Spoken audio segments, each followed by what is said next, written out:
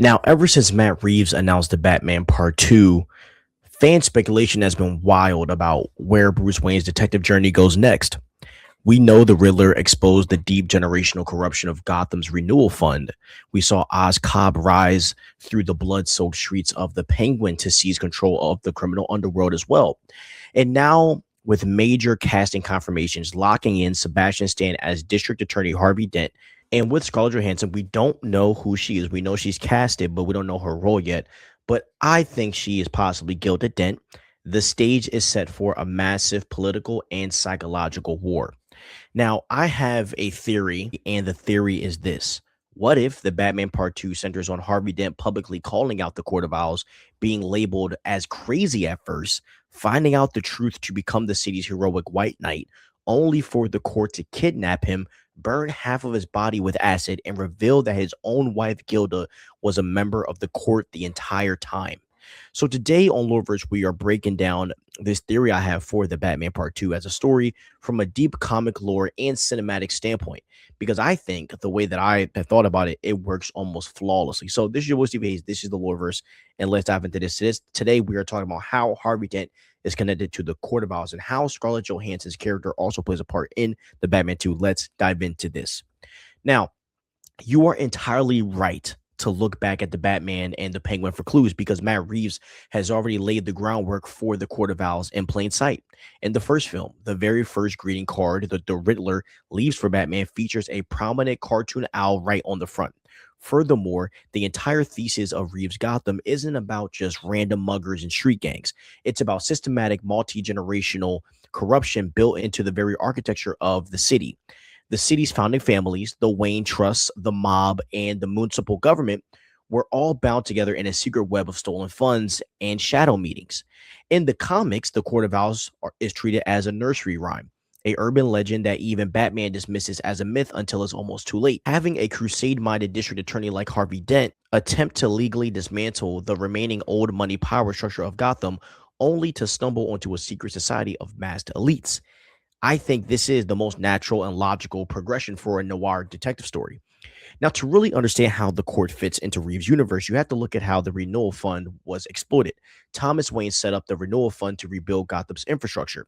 But after his death, Carmine Falcone and the city's elite hijacked it, turning it into a piggy bank for Gotham's shadowy syndicate. Now, where did these billions actually go? In the deep comic lore, the Court of Owls uses Gotham's multiple construction funds to build hidden 13 floors in the city's oldest skyscrapers, complete with torture chambers, armories, and secret surveillance rooms. If Harvey Dent starts auditing the post-flood rebuilding efforts following the events of the Batman and Penguin, he isn't just going to find mob payouts. He's going to find phantom construction contracts dating back to 50 years ago. He's going to uncover entire floors missing from blueprints of buildings built directly into the buildings owned by the Waynes, the Arkhams, and the Elliots. The paper trail doesn't stop with Falcone, it leads straight up to the roots of the Owls. Now, your setup for Harvey's narrative arc fits the psychology of Two-Face perfectly. When Harvey Dent first stands at a press conference podium and publicly accuses Gotham's untouchable high society families of running a secret masked cabal from hidden 13 floors, the response from the system would be immediate gaslighting, right? The corrupt media, the GCPD, and the political elite will label Harvey as unhinged, overworked, and a conspiracy theorist recovering from the trauma of the Riddler floods. They would try to destroy his credibility and brand him as crazy. But Harvey isn't just any politician, guys. He is a tenacious bulldog. As Harvey and Batman follow the paper trails, digging into sealed real estate records and old family trusts, Harvey uncovers undeniable physical proof. And when he presents that proof to the public, his popularity will skyrocket overnight. He goes from being called crazy to becoming Gotham's true untouchable White Knight, the man brave enough to expose the real monsters ruling the city. And that elevation sets up the ultimate heartbreaking fall when the court decides to tear him down right at his peak. Now, in classic DC comic lore, Harvey Dent is splashed with acid in a courtroom by mob boss Sal Maroni, but changing the perpetrator from a street mobster to the Court of Owls makes the injury a calculated, terrifying political statement for Gotham. Instead of a random act of courtroom violence, the court kidnapping Harvey Dent and deliberately burning half his body with industrial acid becomes a ritualistic punishment. The Court of Owls views themselves as the true architects of Gotham. To them, Harvey is a upstart peon who dared to look behind the curtain. And by destroying half his face with acid, they aren't just trying to kill him, they are quite literally trying to turn him into a physical manifestation of his own two-faced duality to break his spirit and send a horrifying warning to anyone else who dares to challenge the elite. And if you challenge the shadow rulers of Gotham, your life will be ripped in half. And when Batman finally tracks him down and rescues him from the court's torture chamber, the damage is already done to him. Now, this brings us to the absolute brilliant masterstroke of my theory, revealing that Scarlett Johansson's Gilda Dent is actually an active member of the Court of Owls. In Jeff Loeb and Tim Sale's classic storyline, The Long Halloween, Gilda Dent acts behind Harvey's back as the secret holiday killer to eliminate mobsters and help her husband's career. Making her a literal member of the Court of Owls completely flips the script while honoring the spirit of the comics. Imagine the psychological horror for Harvey Dent. He wakes up in a hospital bed, his face melted away, his mind fractured into two conflicting personalities. He turns to now the one person he thought he could trust, his loving wife Gilda, only to discover, though, that the corruption wasn't just lurking in the high towers of Gotham, it was sleeping in his own bed. Realizing that his wife was born into the very cult that systematically broke him, kept secrets from him, and allowed his disfigurement to happen, that would be the definitive psychological breaking point for Harvey Dent. It will completely destroy any remaining hope Harvey has in staying a hero, permanently shattering his psyche and cementing his total descent into Two-Face. Now, the only logistical element Matt Reeves will have to tweak, I think, from the comics is obviously the Talons, the court's undead immortal assassins who hibernate for decades using chemical electrum. Now, because Matt Reeves' Batverse strictly avoids overt supernatural elements or sci-fi resurrecting chemicals, he would naturally ground the Talons to fit his hyper-realistic world. So instead of being, century-old revived zombies, the Talons in the Batman Part 2 will likely be depicted as highly trained, brainwashed, low tech black ops assassins, former military or institutionalized operatives deployed by Gotham's wealthy elite to carry out silent executions in the dark. This keeps the terrifying, relentless threat of the Talons intact while keeping the film firmly rooted in the gritty, grounded crime tone of the first movie and the Penguin. Now, what makes this storyline so devastating from Batman's perspective is that it mirrors Bruce Wayne's own internal conflict.